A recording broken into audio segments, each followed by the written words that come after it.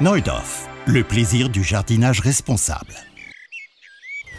Fabriquer soi-même son purin d'ortie, c'est tout à fait possible, mais ce n'est pas une sinécure.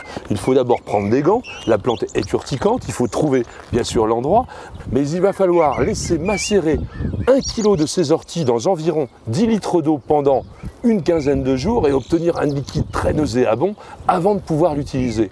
Alors pour vous, j'ai une solution, ça s'appelle tout simplement du purin d'ortie, mais c'est quasiment prêt à l'emploi, c'est dans le commerce et on le voit tout de suite. La marque allemande de produits de biocontrôle et de soins du jardin à base de substances naturelles Neudorf a créé ce purin d'ortie. C'est un concentré. Il s'agit tout simplement de feuilles d'ortie qui ont macéré dans de l'eau et ensuite le produit a été filtré. Mais tel qu'il est là, il est inutilisable parce qu'il est trop puissant. On va donc le déconcentrer. Il y a deux manières d'utiliser le purin d'ortie.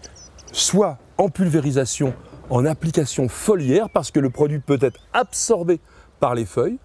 Dans ces cas-là, on va le diluer à la dose d'un demi-litre pour 10 litres d'eau, soit en application en arrosage, par exemple pour les arbres, les arbustes, un peu tout ce qui est volumineux, eh bien, on va mettre l'ensemble de ce litre de produit dans 10 litres d'eau et on arrosera à la dose de 1 litre par mètre carré.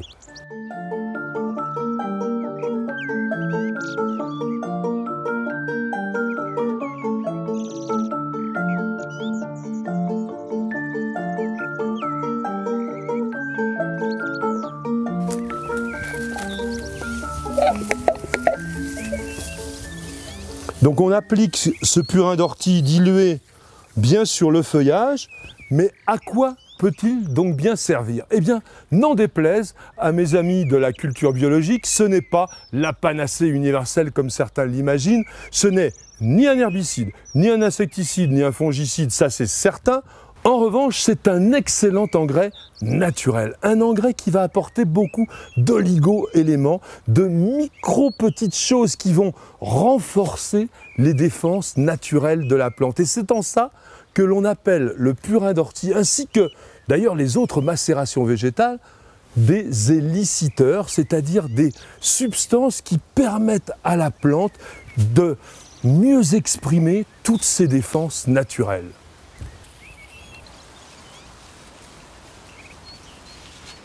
Si l'ortie reste bien sûr la reine des macérations végétales, d'autres plantes peuvent être utilisées, et notamment la prêle, Echisetum arvincé, une plante aussi comme l'ortie un petit peu sauvage et surtout très embêtante dans un jardin, qu'on va se faire un plaisir d'arracher régulièrement.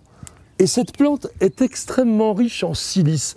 Elle va donc permettre aux plantes d'avoir encore plus de résistance contre les maladies, mais c'est un peu compliqué parce que pour obtenir un bon purin de prêle, il faut non seulement le faire macérer un petit peu, mais surtout le faire bouillir pendant 30 minutes. Alors tant qu'à faire, mieux vaut utiliser les produits du commerce. Qu'il s'agisse du purin d'ortie tout simple ou de la macération des deux espèces, ces produits s'utilisent sur toutes les cultures et à la même dose. Rien ne vous empêche bien sûr, si vous le souhaitez, d'utiliser les plantes naturelles pour faire vos propres purins, mais ça, c'est un petit peu plus compliqué et c'est une autre histoire.